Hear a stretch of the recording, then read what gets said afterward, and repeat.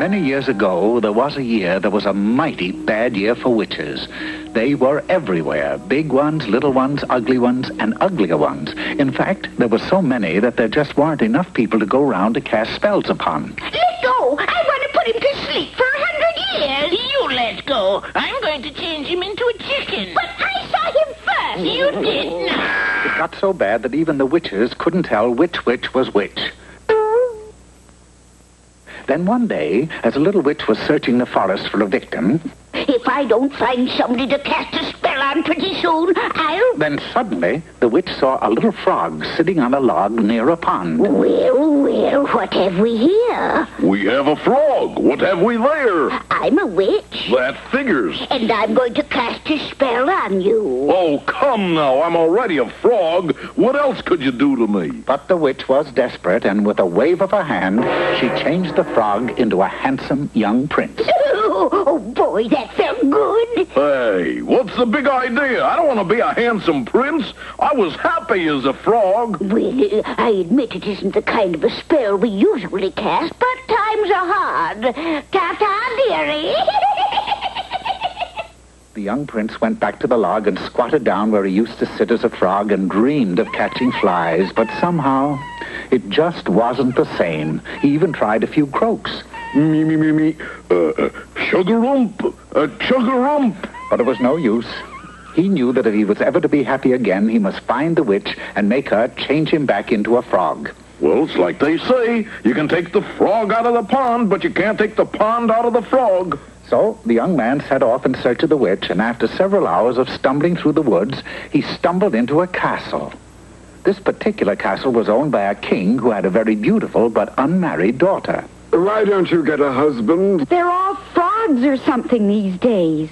This young man who just walked through our wall doesn't look like a frog. Oh, are you a handsome young prince? No, I'm a handsome young frog. See? No. The boy is just a little mixed up. What he needs is a wife, say, like you. So, despite the young prince's protests, they were married. They were very happy and had everything except a home. But, dearest, do all brides have to live in a pond? They do if their husband is a frog, and where are those flies I asked you to catch me? But if I don't get a real house of my own pretty soon, I'll just die. The young frog prince finally gave in and built her a beautiful cottage. Then one day, when he was in the yard casing a June bug, a witch came by. Oh, goody, a handsome young prince. Probably the last one left in the kingdom, and he's all mine. I'll change him into a frog? Good idea. A frog it will be. That night, at the dinner table... You know, honey, you've insisted that you're a frog for so long that you're even beginning to look like one. But I keep telling you I am a frog, and if we don't move back to the pond, I'll just die. Just then, the little witch who had originally cast a spell upon him came by and was amazed to see that he'd returned to a frog. Mighty strange. Usually when I prince them, they stay princed. Well, I'll try again. Only this time, he was changed into a chicken. Well, that did it.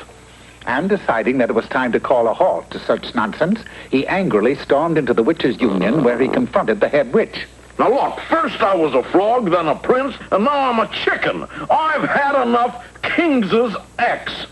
Okay, I'll change you back to whatever you say. What would you like to be? Be a prince, honey. Yeah, a prince. So be it. Here, Prince. Nice prince. Not that kind of a prince. Oh, sorry. But try as she would, the old witch couldn't change him into a prince, so she finally returned him to a frog. Whew. I'm sorry, dearie, but you've been bewitched so much that I just can't make a prince out of you. The poor frog was confused and very sad. He turned to his wife and said, Will you still love me even though I'm just a frog? Well... Chug-a-rumph. Yes.